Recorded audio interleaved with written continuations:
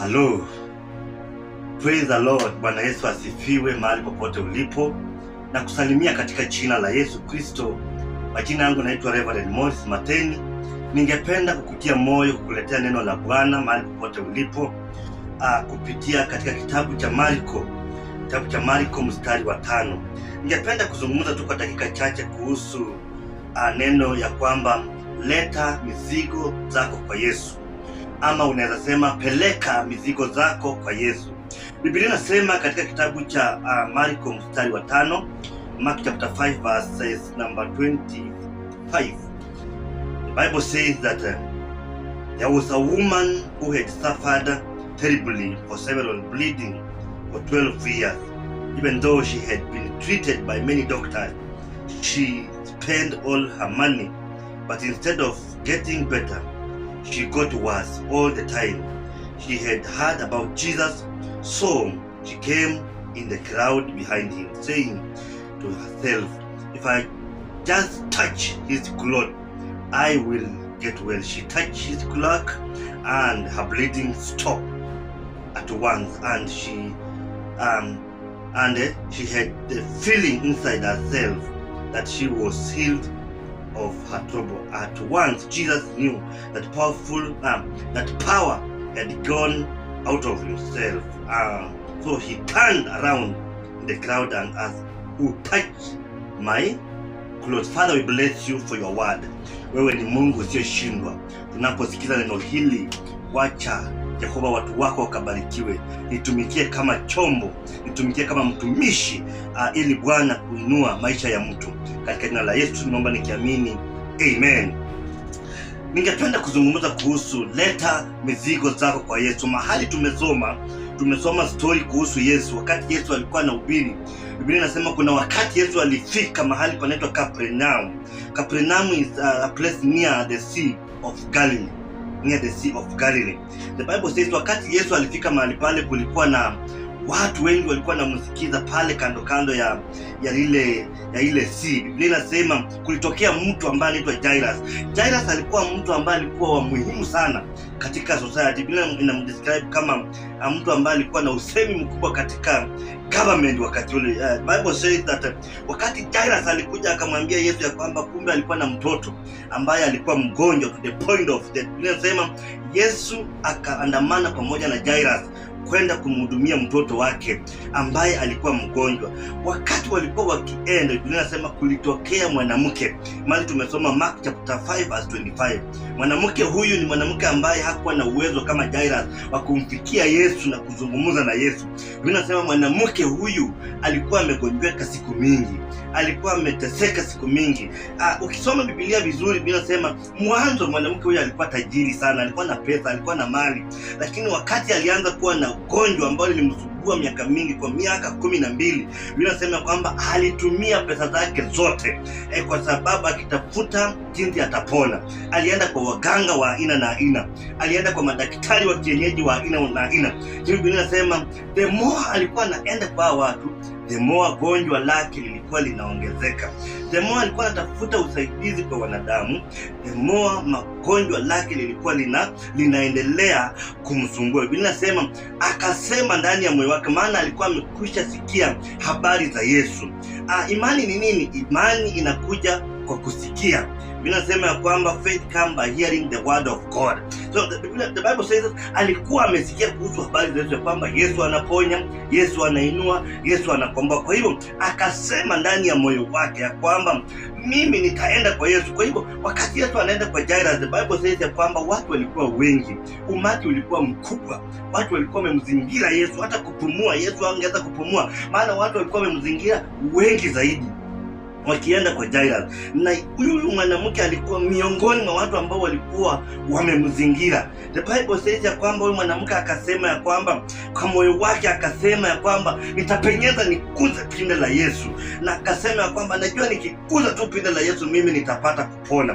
The Bible says wakati alimkuza akapona. Kuna mambo matatu na ningependa kujifunza mahali pale. Jambo la kwanza ni kwamba huyu mwanamke alimguza Yesu akiwa na imani.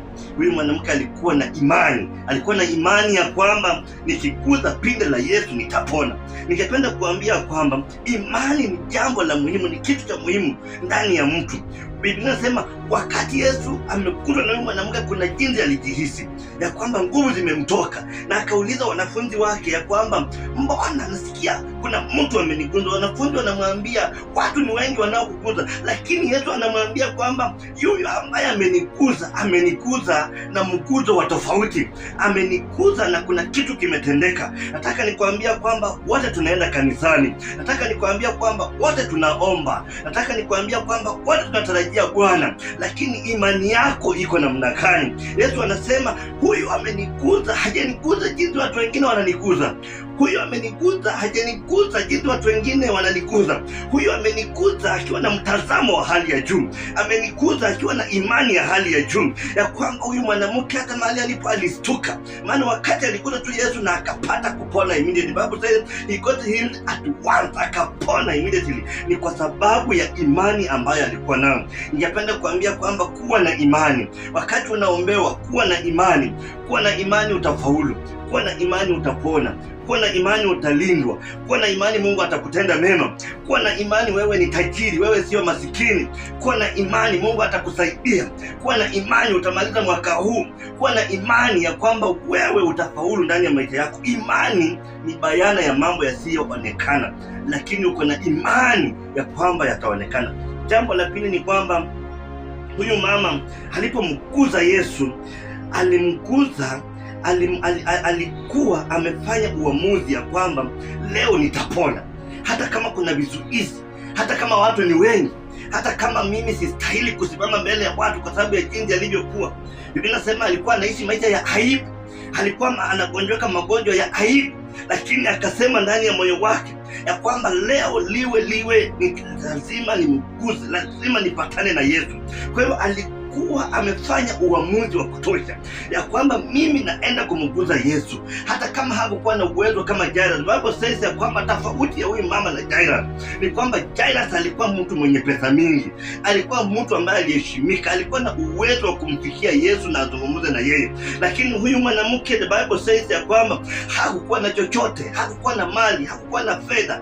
Akasema ndani ya moyo wake, hata kama sina uwezo, mimi lazima magonjwa yangu yashughulikiwe, lazima nipone siku ya leo. Nataka nikuulize swali ya kwamba uamuzi unaochukua wakati unakuwa na shida ni uamuzi mgani? Nataka nikuambia kwamba wakati unaongea kuhusu mzigo wako, wakati nasema leta mzigo wako kwa Yesu, mzigo ni kitu chochote kinachokukosesha amani, kitu chochote ambacho kinakufanya unaishi maisha ambayo ni ya maswali, kitu ambacho kinafanya uwezi lala usingizi, kitu ambacho kinakusumbua wakati mambo yanakukumba, wakati shida zinakuwa mingi, wakati mizigo zinakuwa mingi. Ni uamuzi mgani unachukua? Watu wengine wakati mambo yanazidi ndani ya maisha yao, uamuzi wanaochukua ni uamuzi ambao ni mbaya. Mwanzo huyu mama alichukua uamuzi kadhaa. Aliwahi enda kwa waganga, aliwahi enda kwa madawa za kienyeji, alifanya mambo mengi, lakini wakati alichukua uamuzi wa kumfikia Yesu, magonjwa yake yalipona katika jina la Yesu. Na jambo lingine ni kwamba